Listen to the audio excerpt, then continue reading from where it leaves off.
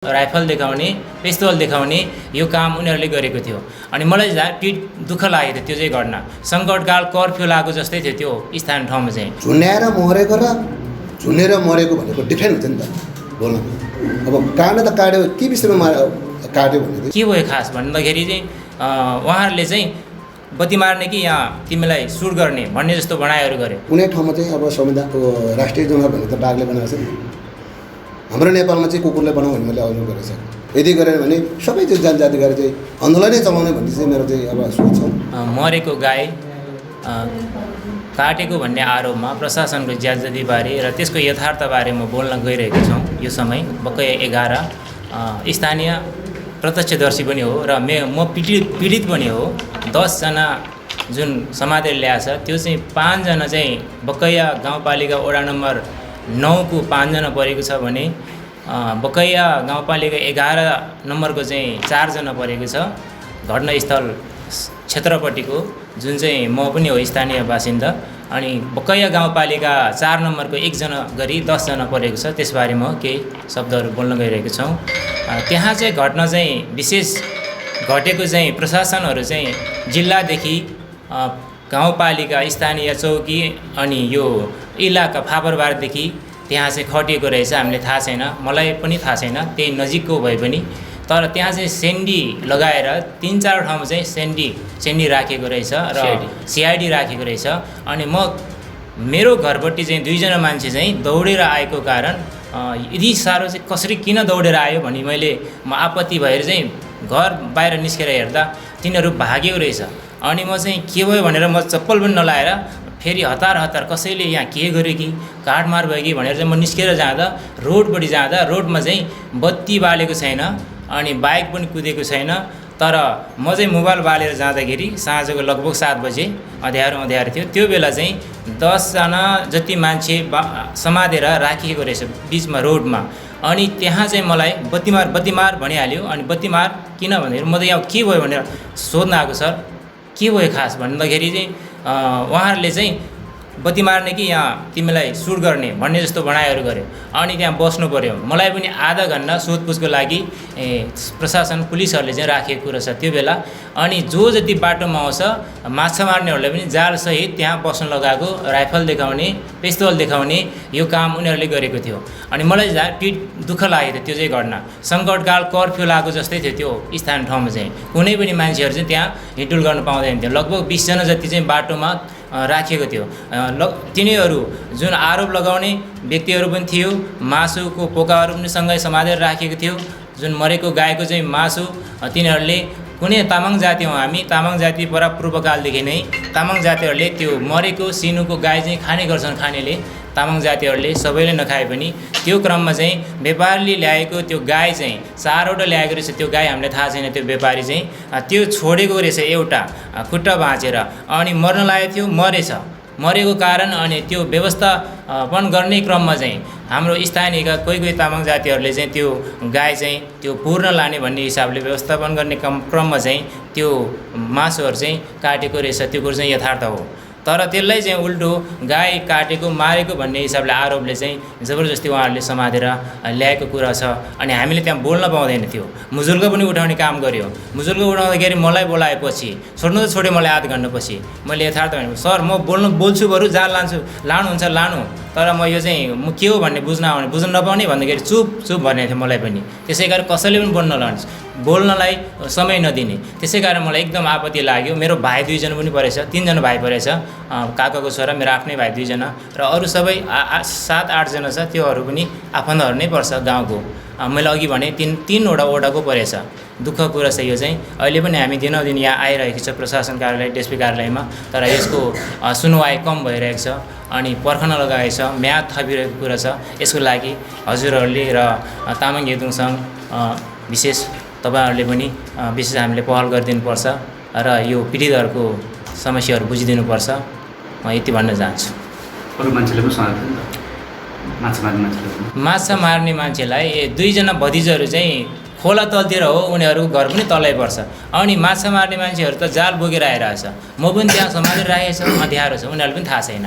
अनि माछा मार्ने मान्छे त खोलातिर जानु पनि किन आज माथितिर आयो भनेर मैले सोद्धाखेरि होइन हामीले त समातेर ल्याएको अरे तल पनि सिआइडी रहेछ तल त म पुगेकै छैन माथिल्लो सिआइडीले मलाई भेटेको त्यसै कारण अनि त्यहाँ उसलाई पनि बस्न लगायो बाटोमा हिँड्ने सबैले यहाँ राख्ने सर तपाईँहरूले थुपार्ने भन्दाखेरि चुप चुप मात्रै भनेको थियो नत्र अहिले खुट्टामा फेरि गोली हान्छ भनेको थियो यही कुरा चाहिँ मलाई एकदम दुःख लागेको छ अनि म चाहिँ यहाँ बोल्नु पऱ्यो बोलाउन भनेर यो आज मौका मिल्यो तपाईँहरू मार्फत यो चाहिँ अब राष्ट्रिय मुद्दा राष्ट्रिय समाचार पनि बन्न गएको लागि म खुसी छु अनि अरू जो कोही घटनाहरू घटेको छ त्यो चाहिँ जुन अरूहरूले लगाएको छ त्यो चाहिँ गलत हो र यो चाहिँ खास मरेको गायो भन्ने प्रुफ देखाइरहेको छ तपाईँको माग चाहना चाहिँ के छ मेरो माग त्यो पीडितलाई चाहिँ रिहा गर्नुपर्ने बिना शर्त रिहा गर्नु पऱ्यो जब अर्को दाइले हाम्रो परिचय गर्नु यसै गरी घटनाका अर्का स्थानीय प्रत्यक्षदर्शी हुनुहुन्छ एकाबहादुर थोकर उहाँलाई पनि आफ्नो धारणा र त्यहाँको तथ्य के हो त्यो सम्बन्धमा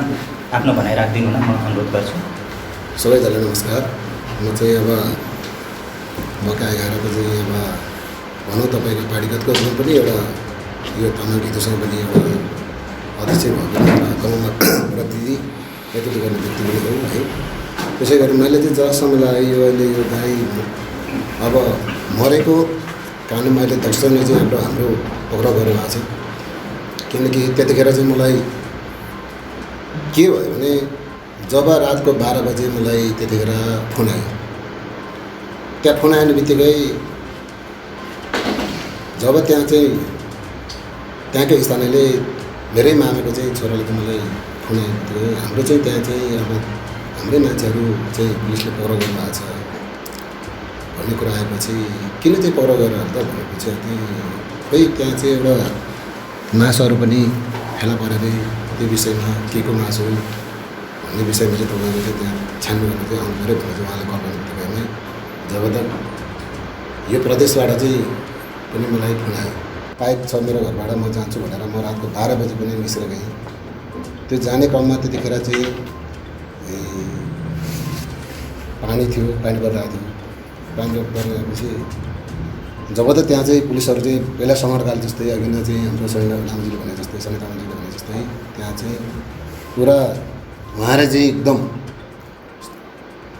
स्टेप अब यहाँबाट चाहिँ 5 भनौँ न मेटल द सिस्टमले चाहिँ उहाँहरू चाहिँ एकदम सेन्ट्री बसिरहेको रहेछ गाइडहरू अनि एउटा प्रहरीको चाहिँ उसको हातमा पिस्तौल छ एकमा लठी छ अनि त्यो जब तक त्यहाँ चाहिँ स्थानीयहरूलाई चाहिँ मैले चाहिँ त्यहाँ सोद्धाखेरि यो चाहिँ अब गाई प्रत्यक्ष रूपले त्यहाँ चाहिँ के भयो भने यो गाई त तपाईँको चाहिँ हामीले त मरेको गाई व्यापारीले चाहिँ मरेको रहेछ त्यो मरेको गाई चाहिँ तपाईँको चाहिँ हामीले चाहिँ व्यवस्थाले तपाईँको चाहिँ खालो खाने चाहिँ व्यवस्थाले चाहिँ यो उडाउँ कि भनेर योजना गर्दाखेरि अब त्यतिखेर चाहिँ फेरि जतिकै अब हाम्रो जनजातिहरूले त मलाई त कति बेला खान्छ कति बेला खान्छ त्यसलाई चाहिँ अलिकति चाहिँ त्यहाँ उहाँहरू चाहिँ अब भनौँ उहाँहरू बसेर चाहिँ तपाईँको यो मरेको सिन हो त्यसलाई चाहिँ अब हामी चाहिँ अलिकति चाहिँ खाउँ न भन्ने व्यवस्थित तरिकाले चाहिँ उहाँले चाहिँ यतै चाहिँ उता लगाएर चाहिँ त्यो मरेको गाई त्यो गाईलाई चाहिँ तपाईँको चाहिँ अलिकति अब काटेर छ त्यो मरेको भनौँ किनकि मरेको गाईले अब काटेछ काटेपछि मासुमा तपाईँ पाता पकाएर चाहिँ ल्याउने बित्ने क्रममा उहाँलाई चाहिँ झलझलमै तपाईँको चाहिँ समातेर पर गरे बित्तिकैमा चाहिँ ल अब म चाहिँ त्यो क्रममा चाहिँ तपाईँको चाहिँ मैले धेरै पुलिसले पनि त्यो प्रहरले पनि भने मैले होइन यो त तपाईँको छ र अब यो त मरेको चाहिँ गाई हो हामी त यो तमाम समुदाय बस्ने एउटा जनजातिले हामी त खाने जादु हो कतिपयले खाँदैन नि तर यसलाई त तपाईँको चाहिँ देशले यहाँ चाहिँ अब हामीले तपाईँलाई यहाँ गर्नु यो छोडिदिनु भन्ने गर्दाखेरि होइन हामीलाई चाहिँ उता चाहिँ यस्तो सानो चाहिँ उताबाट चाहिँ फोन आइसक्यो हामी जिल्ला नै चलाउने गर्छौँ भन्ने कुरा आयो भन्ने कुरा आयो गरिसकेपछि अब त्यहाँ चाहिँ मैले प्रदेशले पनि अब यतापट्टि चाहिँ फोन गरेँ त्यहीँ सक्दैनौँ किन भन्दाखेरि अब मरे त्यहाँ चाहिँ अब एकदम यहाँ किन भन्दा मैले पनि थाहा भयो त्यहाँ चाहिँ किन भन्दाखेरि जासिसै भयो नि त अब यदि जासिस नभए त जिल्लाबाट नै आउने थिएन जासिस भएको राम्रो चाहिँ ल अब मैले सिधै भने यहाँ चाहिँ अब व्यापारीले चाहिँ लिएर चाहिँ गाई छोडेको छ यो चाहिँ मरेर चाहिँ गाई अब त्यहाँ त प्रमाणित त्यो छोडेको छ अब यति अब झरी पानी परिरहेछ पानी परेपछि त्यो गाई फेरि त्यो खुट्टा पनि भाँचेको रहेछ, खुट्टा पनि भाँचेको तर बिमारी भयो नि त, अवस्था त्यो मरेको रहेछ। मरिसकेपछि त्यसलाई अब त्यो मरेको गाई अब रहेछ, मरेको गाईलाई चाहिँ अब यहाँ चाहिँ अब तामाङ समुदायले चाहिँ अब उता चाहिँ जति अब भनौँ न कतिपय अब राम्रो खालको अब मासु भयो भने त यस्तो गरेर खाउँ, काटेर चाहिँ खाउँ होइन। कतिपय चाहिँ अब पुरा भनेर चाहिँ उहाँले चाहिँ अब दुर्गन्ध आउँछ यस्तो तरिकाले गरौँ भनेर चाहिँ लागेपछि त्यहाँ चाहिँ हेर्नुहोस् त्यसलाई यस्तो चाहिँ गराएर दाइ भनेर गरेपछि अब उहाँलाई चाहिँ अब जिल्लादेखि नै त्यहाँ जासुसी गराएको छ, त्यसलाई परेर चाहिँ जिल्ला चलाइने गर्छ। त्यहाँबाट चाहिँ तपाईँ निस्किनु भनेको भएपछि म त्यहाँबाट अब निस्किने चाहिँ म निस्किहालेँ। तपाईँको कोही समातिनु भयो पक्राउ गर्नुभयो? मेरो चाहिँ मामा, तिनैजना चाहिँ मेरो मामा पर्छ, मामा नाम हो। अब तिनैजना मेरो मामा छ। उहाँले चाहिँ के लाग्यो भने मलाई जहाँसम्म लाग्छ कि अब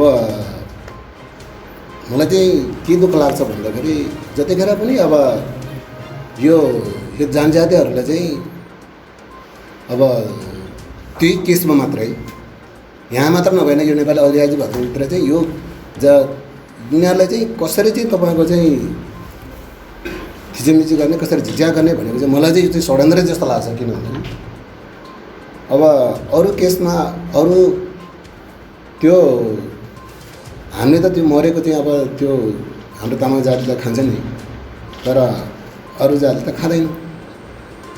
त्यो नखाएको खानामा उहाँहरूले चाहिँ अब यिनीहरूले चाहिँ यदि चाहिँ खाएको बेलामा चाहिँ यसलाई चाहिँ तपाईँको चाहिँ झाँसै यस्तो यिनीहरूले गर्नुपर्छ भन्ने चाहिँ कतिपय अब लागि पऱ्यो होला त्योभित्र, मलाई चाहिँ त्यस्तो महसुस लाग्छ।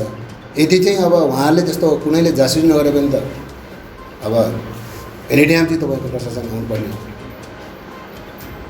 होइन। त्यो अहिले त्यो जासुसी गरेर यो अहिले हाम्रो चाहिँ मलाई जहाँसम्म छ कि हाम्रो तामाङ जातिहरूलाई अहिलेसम्म पनि यहाँ जतिखेर पनि तपाईँको चाहिँ यही केसमा मात्रै सबै ठाउँमा चाहिँ पक्राउ गरिरहेको छ। अब योलाई अब मलाईसँग पनि धेरै साथीहरू चाहिँ अब कुरा चल्यो कि यो चाहिँ तपाईँ चाहिँ अब यो तपाईँलाई यो चाहिँ किन खानुहुन्छ भन्ने कुराहरू। अब हामीले त अब पहिलादेखि परम्परादेखि चाहिँ अब खाइरहेको थियौँ। अब चाहिँ यो चाहिँ म के आग्रह गर्ने भने म चाहिँ बरु अब चाहिँ कुनै ठाउँमा चाहिँ अब संविधानको राष्ट्रिय जनावर भन्ने त बाघले बनाएको छ नि, हाम्रो नेपालमा चाहिँ कुकुरले बनाऊ भने मैले अनुरोध गरेको छु। मैले त्यो पनि कुरा राखेँ।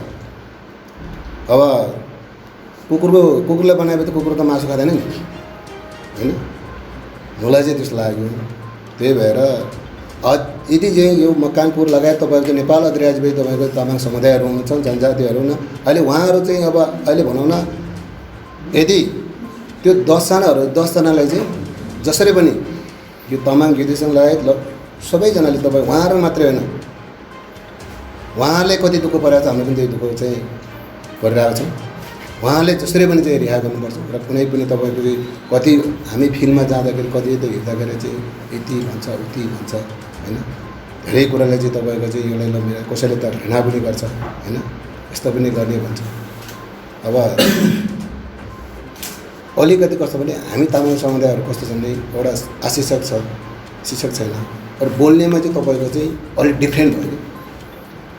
कसरी डिफ्रेन्ट भयो भने त अब पुलिसलेहरूले चाहिँ सोद्धाखेरि चाहिँ यो काटेको हो त भनेपछि काटेको हो कसरी भयो त एउटा नेपाली झुन्ने अब झुन्याएर मरेको र झुन्नेर मरेको भनेको डिफ्रेन्ट हुन्छ नि त बोल्न।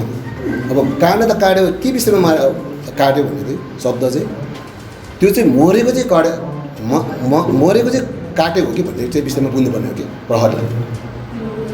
त्यो त जिउँदै काट्यो भने त्यो त सास गएर त्यो टुटिसकेपछि त्यो चाहिँ मरेको चाहिँ काटेको हो कि यो बुझ्न चाहिँ उहाँहरूले त्यो प्रहरले चाहिँ बुझ्न सक्छ, उहाँहरूले चाहिँ बुझ्दैन कि मलाई त्यस्तो लाग्छ।